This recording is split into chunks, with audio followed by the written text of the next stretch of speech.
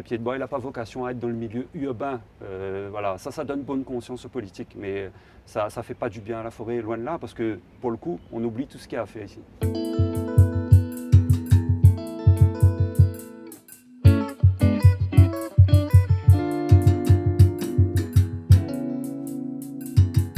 Et la forêt n'a pas besoin de loi, n'a pas besoin de religion, rien. C'est-à-dire, et Plantali a une façon de voir les choses avec une vision de liberté. Quand on voit quelqu'un qui coupe, qui passe alors qu'il peut passer là tranquillement, il est avec son sabre, il coupe, non. Il n'y a pas de mots pour dire ce que ces gens-là valent. On fait de la chirurgie, nous, en fait. Et quand il peut nous arriver dans notre quotidien d'éviter d'écraser une petite plantule qui fait 1 cm et pour les raisons qu'on sait, c'est-à-dire que si on la préserve, demain ça va devenir un arbre. Typiquement la chasse-tangue, elle n'a pas à être dans ces lieux-là. Ça n'a pas de cohérence. Le tank, c'est un business. Ça coûte 10, 15, 20, 30. Dernièrement, j'ai entendu que certains même à 40 euros. Attends. Mais dans tout ça, plus qu'on avance, qui est fautif de tout ça? On donne des permis. Ces chercheurs, ils savent pas vraiment les limites. Ils savent que là, c'est la petite plaine, il faut chercher dedans. Et derrière tout ça, la prévention, elle est où? Donc évidemment, les causes naturelles, c'est pas ça qui gêne la forêt. Non. Ce qui a abîmé la forêt depuis ces dernières années, c'est quoi alors? Donc, il y a les chasseurs de tangs. C'est l'homme qui fait rentrer les espèces exotiques envahissantes. C'est l'homme qui en prend conscience, mais avec des pincettes, et qui a une conscience administrative de cette problématique. Voilà. Et c'est l'homme qui a des pratiques qui sont pas en adéquation avec le milieu, tout simplement. Voilà.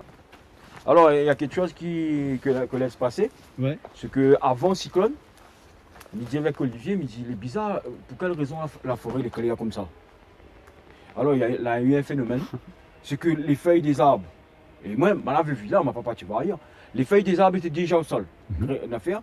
Donc, ce que lui, il a fait, il lui dit, il est possible, c'est ça, c'est possible pas, il ne faut pas trop dire que nous, c'est des magiciens. C'est des paroles d'homme. Hein. Voilà, c'est des paroles d'homme, il dit. Et il nous a fait que vous avez. Et bien le truc, c'est que il a eu moins de casse parce qu'il a dépouillé de ses feuilles. Ça, c'est coup de sable. Ça, c'est un coup de sable aussi. Tu vois, là, viens voir ça, Olivier. Tu vois, le gars, il est là. Son chien est dans la charge, hein. Et ben, il prend son sable, il tape. Non, mais franchement, est-ce qu'il peut entendre l'arbre souffrir? Si il prend un sable, il tape dedans comme ça, il tape celui-là. Bien sûr, il entend les cris, ouais. Hein. Là où il est propre, c'est là où sa haute vision il porte loin. Voilà. Alors là, pour le coup, où ta vision va s'arrêter, ce sera l'endroit où on s'est arrêté de travailler. Il y a une espèce que je te montrerai tout à l'heure qui est très symbolique de la minutie. C'est ce qu'on appelle le bégonia. Là, dans la forêt, il y en a un en particulier qui s'appelle le bégonia diadema. Un bout de feuille d'1 millimètre régénère une plante derrière. Donc tu n'as pas le droit de ne pas être rigoureux. On a sollicité le RSMA. Alors personnellement, moi j'avais une espèce de préjugé me disant que c'était un public jeune et que voilà, mais Jo, bien qu'on est issu, on est passé par là-bas, Jo avait cette vision de dire bon, non, il a confiance au gars. Et donc, ils sont restés 4 jours avec nous. Et le premier chantier qu'on a fait, c'était sur le bégonia. Je te montrerai le résultat aujourd'hui après 2 ans de leur passage. C'est propre. Et ces gars, ils n'avaient jamais mis la main dans la terre ou ils n'avaient jamais pris conscience de la problématique des espèces exotiques. Donc voilà, et pour te donner la teneur de ce qu'on est arrivé à faire au bout de 4 jours, à un moment donné, il y a un des barmailles qui vient voir Jo et qui s'excuse. Il dit Jo, excuse-moi, t'as la malacrase d'une fougère, ou on veut pas moins. Alors tu vois, quand quelqu'un tient ce genre de propos, voilà, la sensibilisation elle n'est plus à faire. Là, on a tout gagné et voilà, c'est ça aussi notre vocation et nos objectifs. On est intervenu ici à peu près 6 mois et donc aujourd'hui on revient et on contrôle. Et quand on arrive ici, la première chose qu'on voit, c'est qu'il y a certaines fougères qui sont en train de repartir, mais ce qu'on voit essentiellement c'est au sol et c'est les plantules. Et donc là ici, tu vois, il faut être très attentionné et on va travailler de la façon suivante. Ça, je vais enlever parce que là, c'est du solanum, c'est le fameux bringelier marron. Ça, je ne vais pas enlever parce que c'est une indigène. Ça, je vais enlever, c'est la même.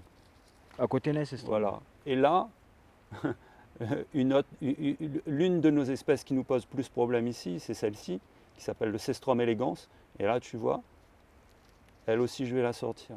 Là, on est vraiment sur une parcelle et on ne peut pas imaginer qu'on reproduise un tel travail chirurgical sur l'ensemble du parc national ou de la forêt primaire, quoi, hein. Il faut juste de la volonté, j'ai envie de dire. Voilà. Il n'y a pas si longtemps, on nous a qualifiés de passionnés. Nous, ça nous a interpellés. En fait, on est là, alors je vais employer des mots pompeux, hein, on est là pour le bien commun. Le bien commun, c'est ce qu'on évoquait tout à l'heure, c'est que tout le monde puisse respirer. Alors si ça n'interpelle pas l'esprit du commun des mortels, on n'a plus d'arguments.